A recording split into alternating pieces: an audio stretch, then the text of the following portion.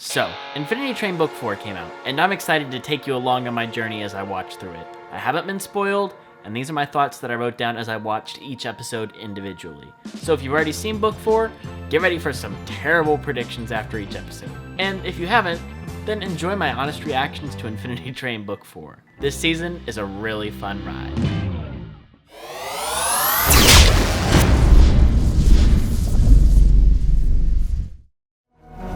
And if they don't? Then they die here.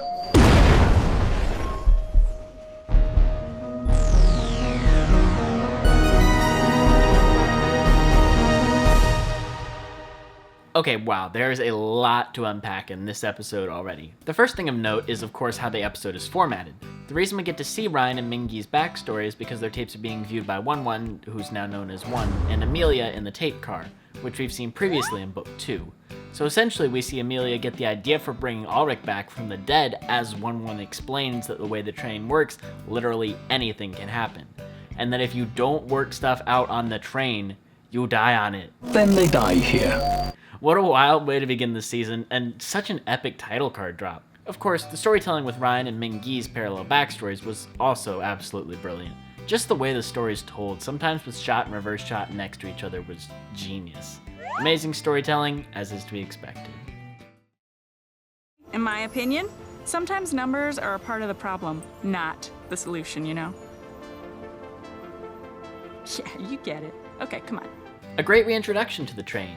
Ryan and Mingy clearly have friendship and superiority complex issues to work out, and it looks like Kez is going to be uniquely terrible at helping them.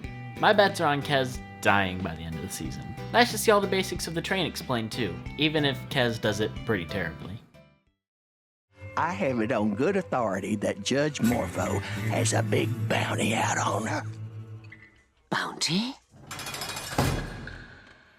The cat is back! What an incredibly fun car and story. Ryan and Mingy are making progress and owe the cat a favor, and we're starting to see the build of Kez's enemies, which I'm guessing will lead to some final confrontation towards the end. For the second half of the episode, I was trying to place the voice of the judge. I looked it up on IMDb afterwards, and it's Ma Beagle from DuckTales. None of you get birthdays this year! I sentence you two to the zipper, where you will fry!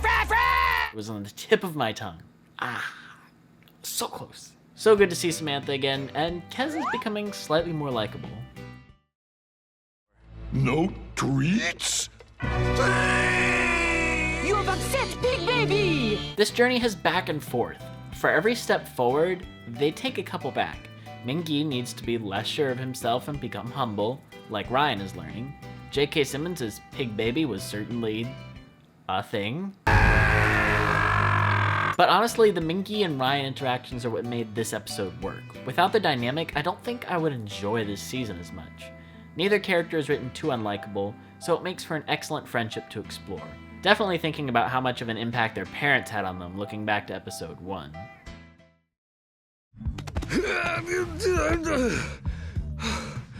You're stronger than I remember. Does playing guitar give you muscles? Oh man, this season is paced perfectly. We didn't spend too long on Mingy thinking he was innocent and it was all Ryan's fault, as he had his number association proven in this episode. Not only that, but this car was really creative. Having the line kill people was such a neat twist, and I feel like the dynamic between Kez, Mingy, and Ryan is finally at its peak as they've learned to relate to each other. And of course, the big ending reveal, it appears Amelia's takeover of the train has begun as the steward has begun to tinker with the cars. I expect to see this play a big role going forward since it was featured on the poster, and there's quite a few moving pieces as we're halfway through the season. The steward, the denizens chasing Kez, and the train takeover itself. Plus, Ryan and Mingy need to get their numbers down still. The intrigue grows.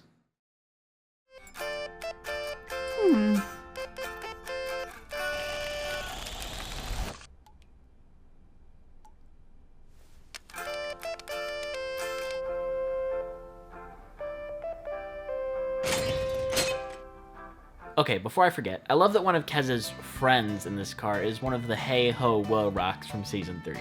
That was a really fun touch. There's a lot to unpack in this 11 minutes. We started with the reveal that Amelia is still technically on good terms with One, helping him to make changes to the train that she sees fit. One of these changes is giving passengers the items they got on the train with. I'm unsure if this was an actual train-wide announcement, or if she and Won are simply watching Ryan and Mingi to have a debate about how the train works, playing with their situation. The character designs in this episode were great, and it was nice to see a little bit more about how Kez sees herself, and how she's seen by others, giving her an interesting internal conflict to explore. I'm very curious to see who Morgan ends up being, and what Kez's final destination is. But the heart of this episode is perfect, with Ryan and Mingi really starting to ask the big questions and understand each other.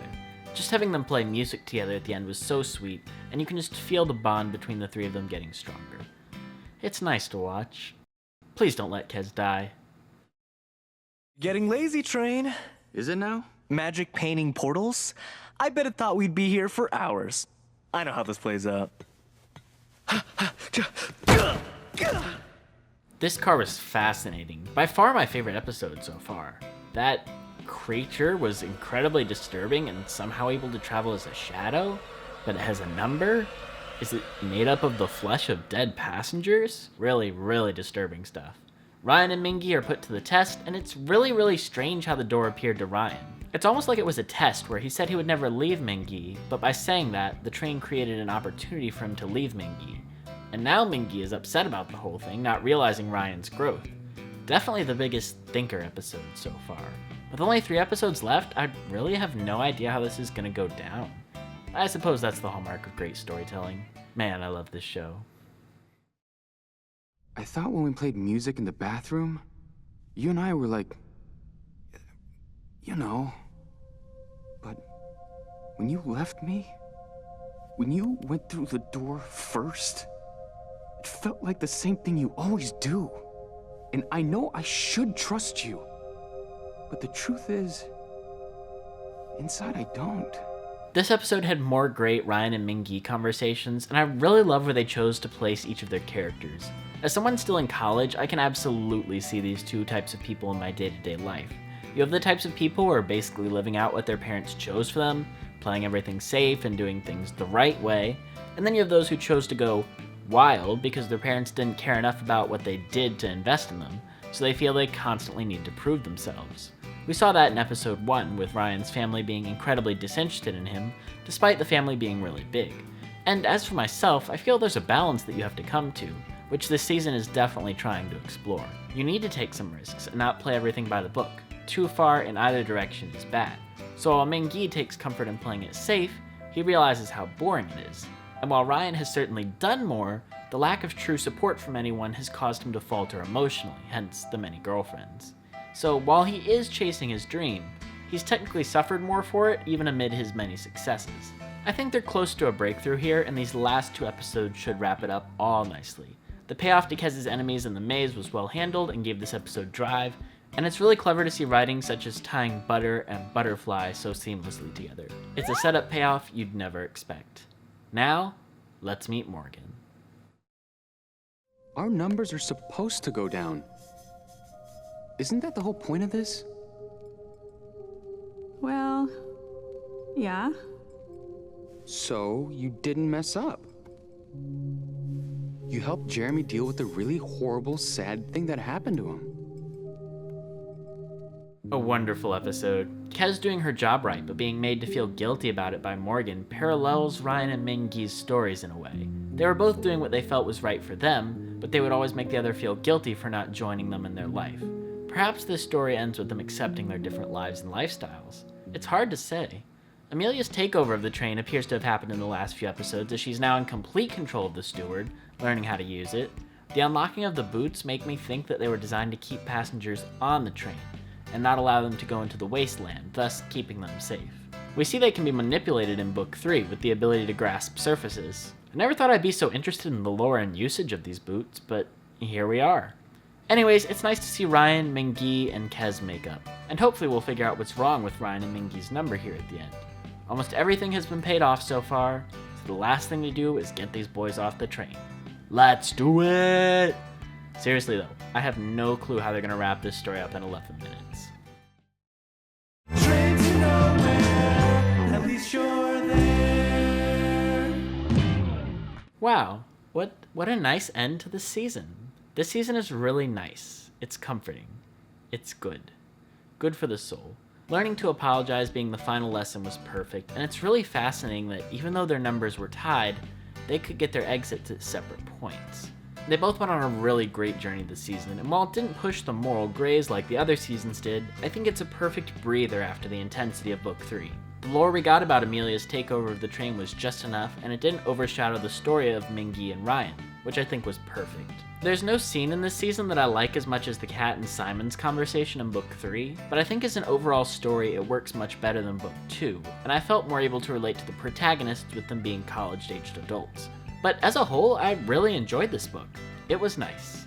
Very warm, with very creative train cars, fun side characters, and Kez tying the entire journey of Mingy and Ryan together perfectly. Storytelling-wise, I think the first episode was above and away the most creative. I think my biggest issue with this season is, and this isn't original, but it's that the show wasn't supposed to end on this season.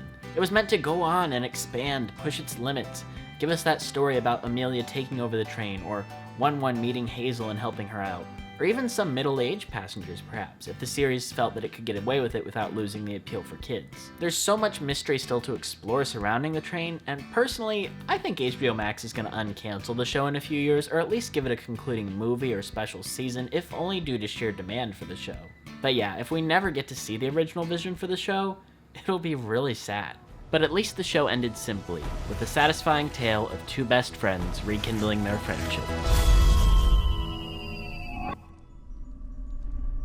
I also highly recommend looking at Owen Dennis's Reddit AMA if you're interested in what the future of the show would have been like. Book 5 was supposed to parallel Book 4, with it being not only Amelia's full story, but also an entire movie rather than a season. It makes me really upset that it's unlikely we'll see this for at least 3 years, since news of the show's cancellation only reached Owen in December of 2020. But yeah, Cartoon Network and HBO Max really missed out by not renewing this show. There's tons of fun lore teases he dropped, including the themes of the final 4 seasons, and the fact that the final season would touch on a character with Alzheimer's, and I can't help but hope that we get the rest of this show. And I suppose that's where I leave it. I know Kevin from Roundtable and Leah from Toon Ruins will do deep dives on the AMA answers and theorize more, so be sure to go support their channels and Infinity Train videos as well. I know I'll be watching. And thank you for watching as always, and I'll see you back in Dimension 1. Apologies this video has come out a little bit late. I really tried to get it out on Saturday, but things fell through, and I just decided to save it for the Infinity Train renewal party on Twitter today. So if you haven't already joined, go ahead and use hashtag RenewInfinityTrain on Twitter today, April 29th. We're trying to get it trending all day, and the creator Owen Dennis has a bunch of different prizes that he's going to give out if it reaches a certain spot on the trending tab. So make sure you go and join that if you haven't already. I'm planning for a live stream later this week after True Colors airs on Saturday, so like around 9 p.m. Eastern on Saturday, there's going to be a live stream, and I'll talk about True Colors and my thoughts on that, as well as the Ghost and Molly McGee preview that's going to air that night. Also, if I have enough time, I'm going to try and get a video out on the Dinner and Battle of the Bands, because I really enjoyed those episodes, but I'm not going to make any promises with that. But you can definitely be sure there will be a live stream on Saturday. Thank you so much for watching, and I'll see you next time.